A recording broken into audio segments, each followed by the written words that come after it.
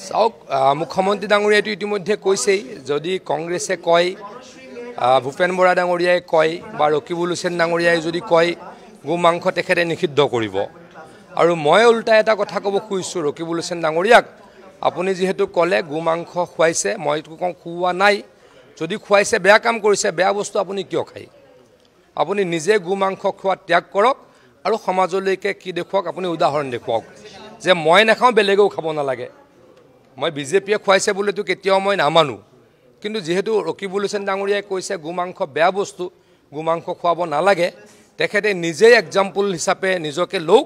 গো মাংস তেখেতে খোৱা বাদ দিয়ক তাৰ কাৰণে মই তেখেতক অনুৰোধ কৰিছোঁ কংগ্ৰেছেতো জানে কংগ্ৰেছেতো সেইবিলাক কথা ক'বই আৰু কংগ্ৰেছে এটা শ্ৰেণীক আপোনালোকে জানে কোনটো শ্ৰেণীৰ চেণ্টিমেণ্টত আঘাত দিব বিচাৰে কংগ্ৰেছে এইটো কথা কৰেই হিন্দুসকলক কংগ্ৰেছে সদায় আঘাত কৰে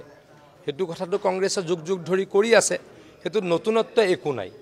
ভূপেন বৰা ডাঙৰীয়াই যিটো কৈছে সেইটো নতুনত্ব একো নাই কংগ্ৰেছে হিন্দুসকলক অপমান কৰি তেখেতলোকৰ চেণ্টিমেণ্টত আঘাত কৰি গতিকে সেইটোৰ পৰা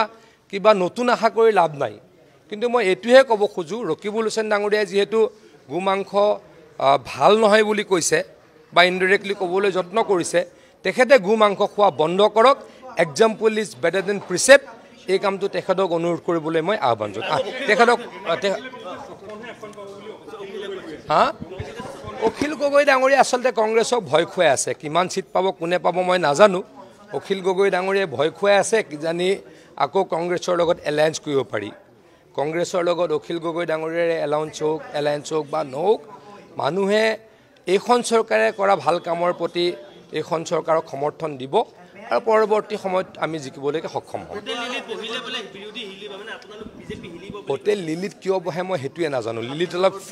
এখন হোটেলতে কিয় বহে হয় মালিকৰ লগত তেওঁলোকৰ কিবা সম্পৰ্ক আছে নহয় হোটেলখনত খোৱা বোৱা ফ্ৰী দিয়ে আমি কি কৰোঁ কেতিয়াবা লিলিত বহিম কেতিয়াবা নৱ হোটেলত বহিম কেতিয়াবা বেলেগ এখন হোটেলত বহিম আমি তেনেকৈহে কৰিম এখন হোটেলতে বহাৰ এই ৰহস্যটো কি মই সেইটোহে উলিয়াবলৈ যত্ন কৰি আছোঁ